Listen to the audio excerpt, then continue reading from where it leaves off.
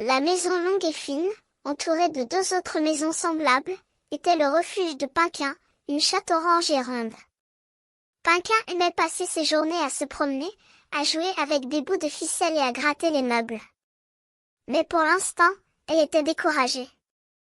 Elle avait essayé de dormir, mais elle n'y arrivait pas.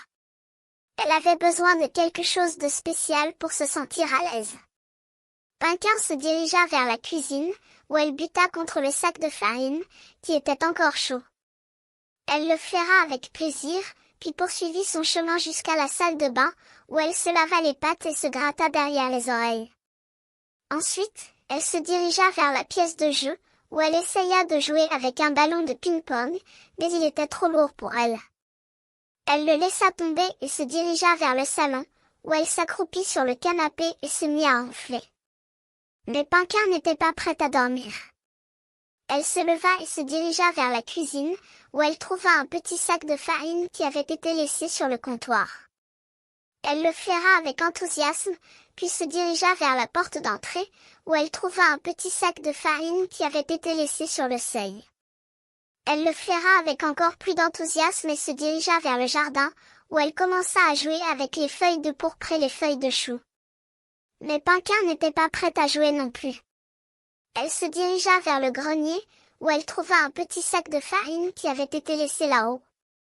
Elle le flaira avec encore plus d'enthousiasme et se dirigea vers le toit, où elle commença à jouer avec les feuilles de pourpre et les feuilles de chou. Enfin, Pinquin trouva ce qu'elle cherchait.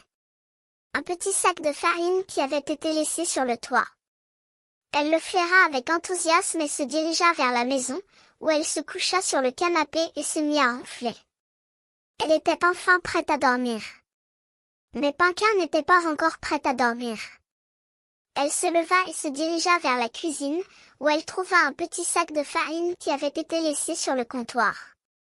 Elle le flaira avec encore plus d'enthousiasme et se dirigea vers la salle de bain, où elle se lava les pattes et se gratta derrière les oreilles. Ensuite, elle se dirigea vers la pièce de jeu, où elle essaya de jouer avec un ballon de ping-pong, mais il était trop lourd pour elle. Elle le laissa tomber et se dirigea vers le salon, où elle s'accroupit sur le canapé et se mit à ronfler. Enfin, Pinquin était prête à dormir. Elle se coucha sur le canapé et se mit à ronfler, entourée de ses jouets préférés, les feuilles de pourpre et les feuilles de chou. Elle était enfin prête à dormir. Mais Pinquin n'était pas encore prête à dormir. Elle se leva et se dirigea vers la cuisine, où elle trouva un petit sac de farine qui avait été laissé sur le comptoir. Elle le flaira avec encore plus d'enthousiasme et se dirigea vers la salle de bain, où elle se lava les pattes et se gratta derrière les oreilles. Ensuite, elle se dirigea vers la pièce de jeu, où elle essaya de jouer avec un ballon de ping-pong, mais il était trop lourd pour elle. Elle le laissa tomber et se dirigea vers le salon, où elle s'accroupit sur le canapé et se mit à ronfler. Enfin, Pinquin était prête à dormir. Elle se coucha sur le canapé et se mit à ronfler, entourée de ses jouets préférés, les feuilles de pourpre et les feuilles de chou. Elle était enfin prête à dormir. Mais Pinquin n'était pas encore prête à dormir. Elle se leva et se dirigea vers la cuisine, où elle trouva un petit sac de farine qui avait été laissé sur le comptoir. Elle le flaira avec encore plus d'enthousiasme et se dirigea vers la salle de bain, où elle se lava les pattes et se gratta derrière les oreilles.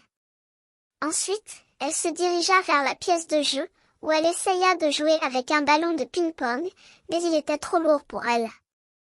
Elle le laissa tomber et se dirigea vers le salon, où elle s'accroupit sur le canapé et se mit à ronfler.